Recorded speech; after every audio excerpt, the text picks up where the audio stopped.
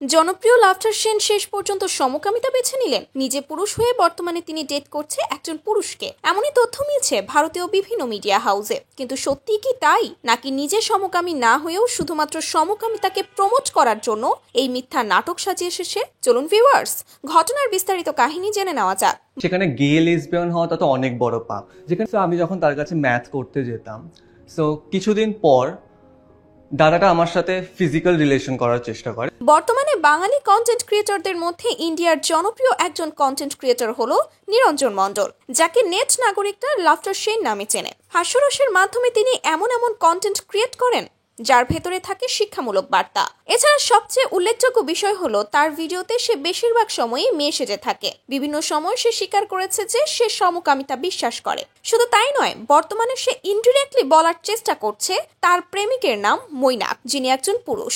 তারা গত 4 বছর ধরে একসঙ্গে রয়েছে এবং তার এই প্রেমিক হলো একজন সেলিব্রিটি মেকআপ আর্টিস্ট। নিরঞ্জনকে সবচেয়ে কাছ থেকে গাইড করে এই ব্যক্তি। নিরঞ্জন কি করবে না করবে, কোনটা ভালো কোনটা মন্দ, সবকিছুই সেই বলে দেয়। সম্প্রতি একটা পডকাস্টে অংশগ্রহণ করে নিরঞ্জন নিজেই এই সমস্ত কথাগুলো বলেছে।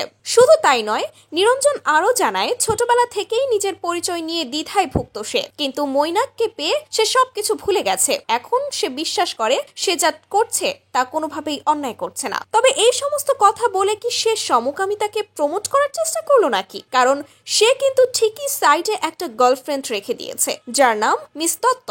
গার্লফ্রেন্ড পাশে রেখে সমকামিতাকে এইভাবে প্রমোট করার মানেটা কি? এভাবে কি তার ভক্ত অনুরাগীরা পথভ্রষ্ট হচ্ছে না? বিষয়টি নিয়ে আপনাদের যদি কোনো মন্তব্য করার থাকে, অবশ্যই সেটা কমেন্ট করে জানাতে ভুলবেন না কিন্তু।